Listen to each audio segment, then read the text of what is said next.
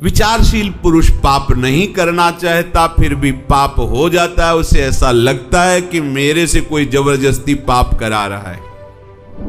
ऐसा बहुत साधकों से सुना कि मेरी इच्छा नहीं होती पर ऐसा जबरदस्ती हो जाता है।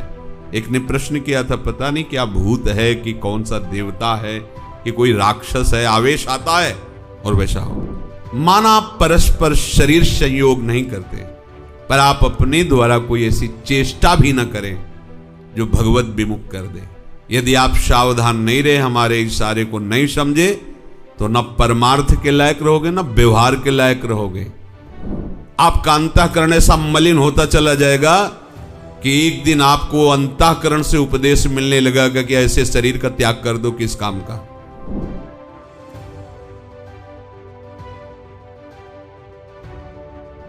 ऐसा नहीं कि आज कोई शरणागत हुआ तो आज ही सिद्ध हो जाएगा, बहुत लंबा सफर है।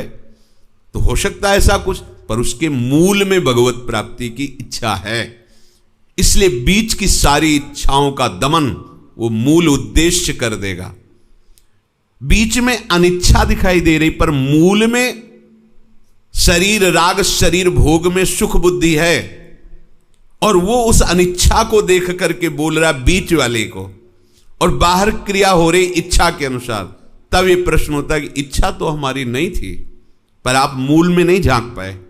जो मूल में संग्रह भोग का राग बैठा है, वहीं से इच्छा प्रकट हुई है। विचारशील जो मनुष्य है वो पाप करना तो नहीं चाहता, पर भोग संग्रह की मूल में इच्छा होने पर ना करने योग्य वो पाप कर्म कर बैठता है। इतनी प्रबल होती है ये वासना। दुर्वासना मम सदा परिकर्षयन्, घसीटती, आकर्षण, घसीटना। इतना बोलने में जब समय लगा, इतने में वो भ्रष्ट कर देती है। भ्रष्ट का मतलब तन्मय कर देती है अपनी वासना में।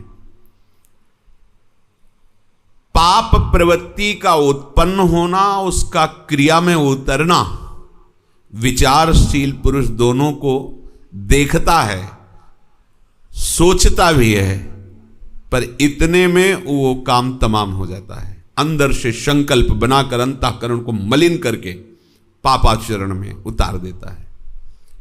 कमी क्या हो गई? विचार तो कर रहा था, यहां विचार नहीं रोकता, यहां पुकार रोकती है। राधा राधा राधा, लाडली प्रियाजू। ये है, यहां विचार काम नहीं करेगा, यहां पुकार काम करेगी। आर्त भाव से प्रभु को पुकारो कि ये दुर्वासना हमें भगवत चरणारविंद से विमुख करने वाली आकर्षण वृत्ति पैदा कर, नाथ आप बचा लो। ये भक्त का लक्षण है। जो ज्ञान मार्ग का उपासक वो विचार करता है, तो ज्ञानी नाम अपि चेतांसि देवी भगवती हिषा बलादा, बलात्, इसमें भी लिखा है अपि बलात्, जबरदस्ती। बलादा कृष्ण मोहाय, जबरदस्ती उसे मोहित कर लेती है। जो अंदर पाप प्रवृत्ति, वासना का मूल राग, भोग, संग्रह, ये विचारशील पुरुष पाप नहीं करना चाहता, फिर भी पाप हो जाता है। उसे ऐसा लगता है कि मेरे से कोई जबरदस्ती पाप करा रहा है। तो इस पाप कराने वाले को बलात् जो हमें पाप में लगा दिए, वो कौन है? प्रभु। प्रभु से पूछते हैं अर्जुन जी। जब हमारा लक्ष्य होता है संसार, तो तुम चाहे जितना वेद पढ़ लो, शास्त्र पढ़ लो, सत्संग सुन लो, आपको पाप से कोई बचा नहीं सकता। लिख लो ये बात, दिमाग में बैठा लो। यदि आपका उद्देश्य संसार है, शरीर सुख, शरीर आराम, शरीर भोग, मान प्रतिष्ठा, यश कीर्ति, इसे ही संसार कहते हैं, तो आप पाप से बच नहीं सकते। और यदि उद्देश्य आपका भगवत प्राप्ति है, तो चाहे वर्तमान में आपसे पाप क्यों ना हो रहा हो, आप धैर्य धारण करना, आप निष्पाप हो जाएंगे, आप महात्मा बन जाएंगे। ये भगवान के वचन हैं। अपिचेत सुदुराचारो भजते माम अनन्य भाग, साधुरेव समंतव्य सम्यक व्यवसिता हिषा। वर्तमान में भले पाप नहीं दिखाई दे रहा, अनिच्छा दिखाई दे रही, लेकिन मूल में संसार का महत्व बैठा है, तो पापाचरण रोक नहीं सकते, हो ही जाएगा। ये विचारवान पुरुषों को भी जबरदस्ती पाप में लगा देता है। कौन है? कोई और है क्या जो जबरदस्ती पापाचरण करवा रहा है?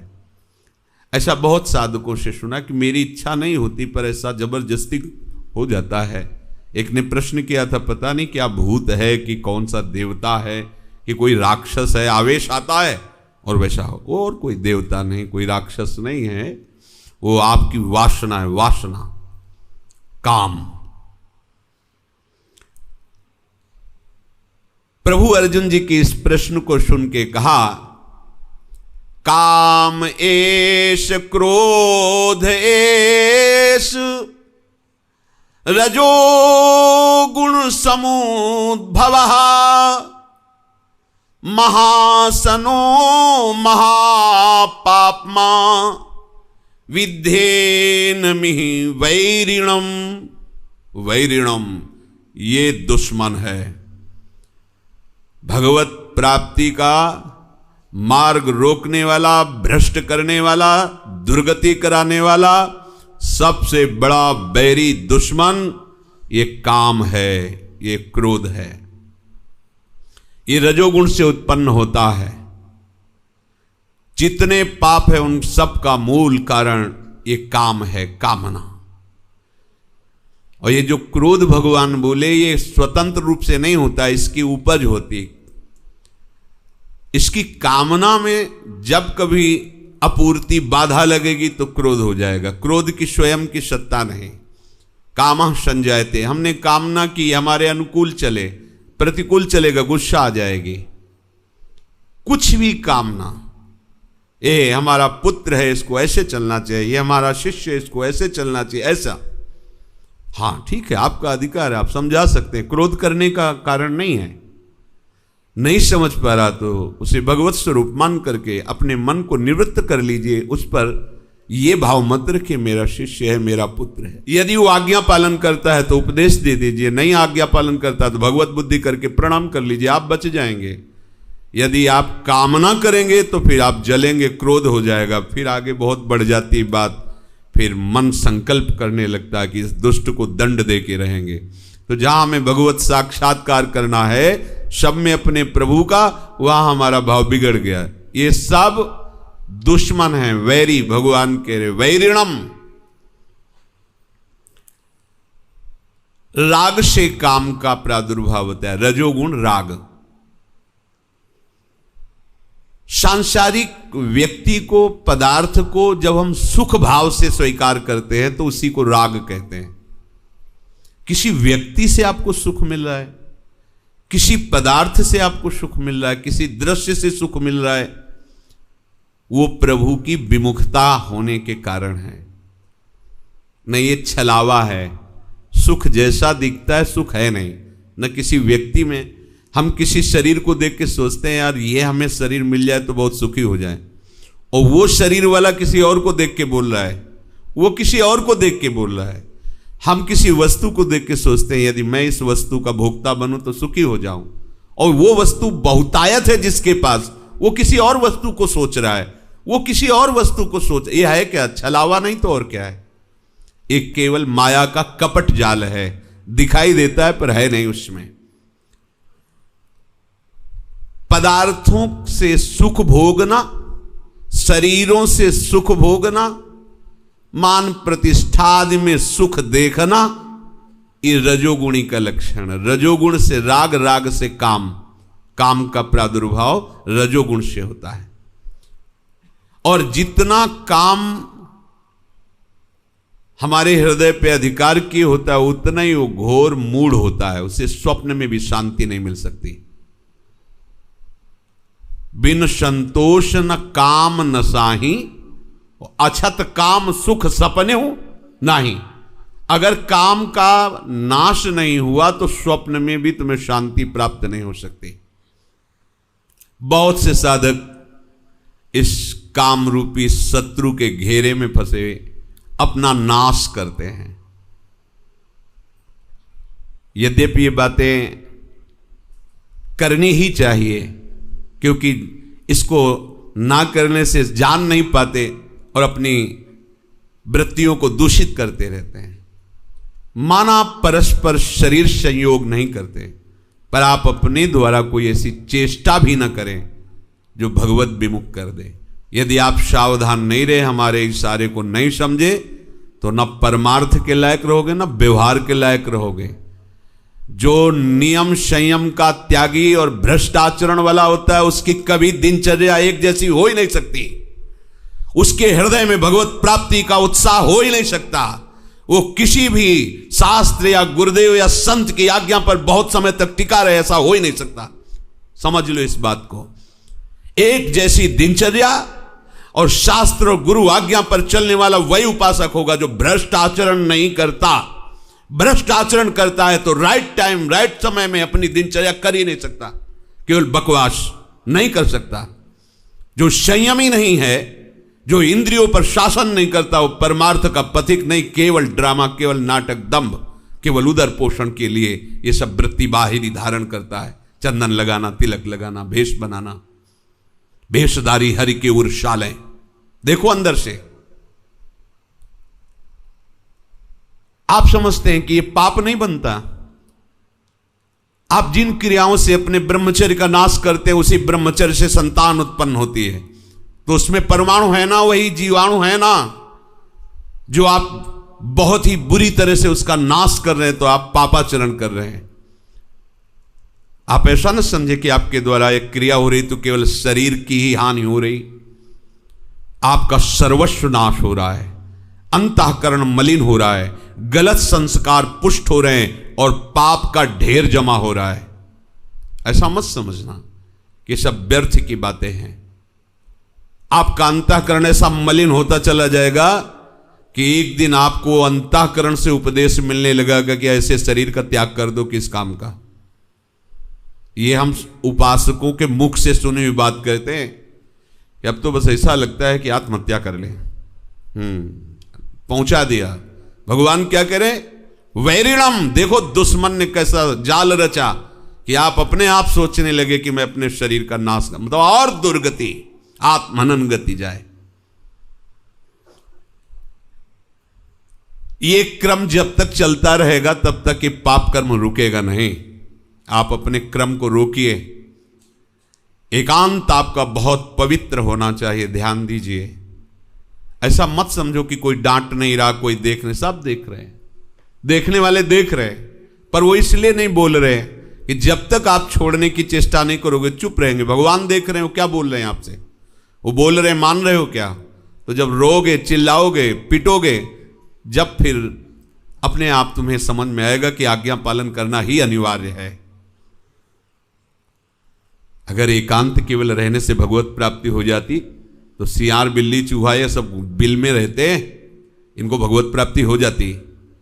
मन को मार करके शास्त्र और सदगुरुदेव की आज्ञा में जिसने जीवन बलिदान कर दिया, जीवित मर जाए उलट आप में समाए, ये कोई खिलवाड़ समझते हो परमार्थ का मार्ग? जब तक गुरु आज्ञा का पालन नहीं तो जान ही नहीं पाओगे परमार्थ किसे कहते। केवल बकवास।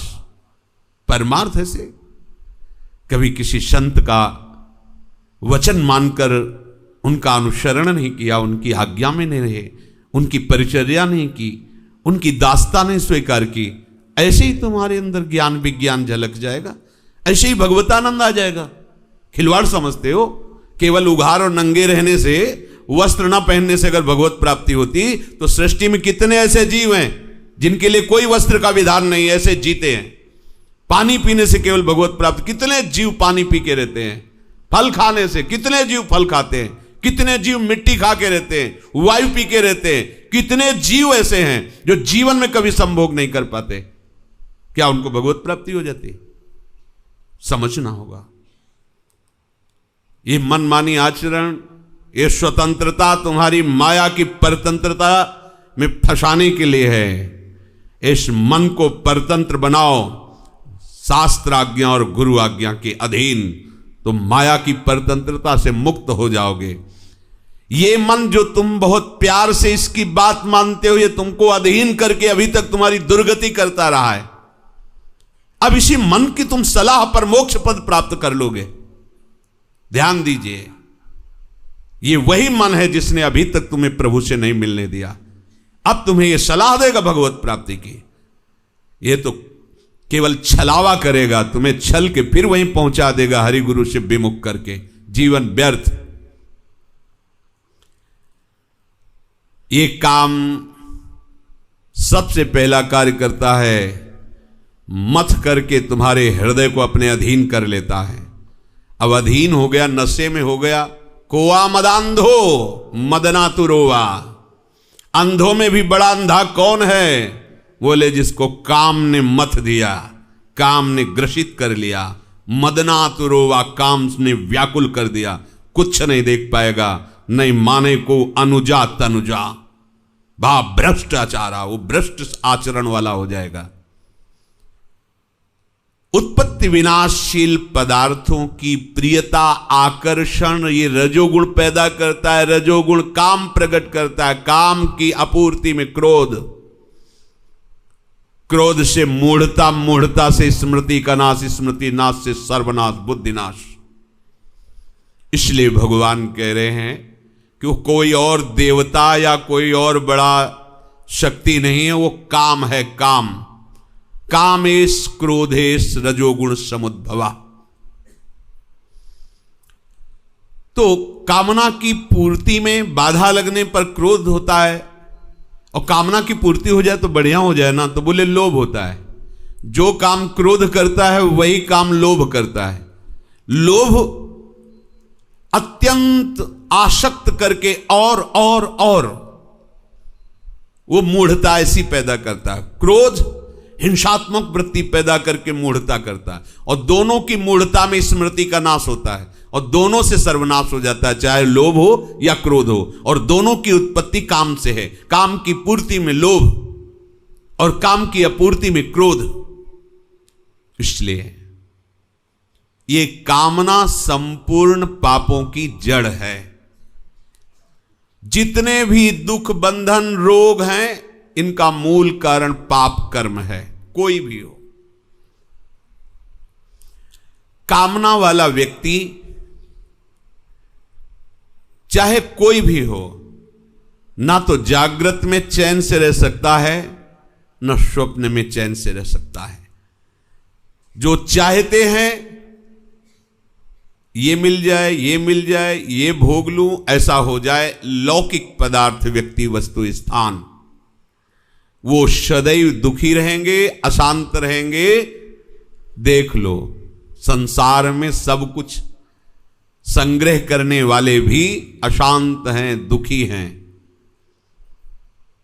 चाहे जितना आपको धनी कोई दिखाई देता हो, ना उसके हृदय में शांति है, न सुख है, न विश्राम है।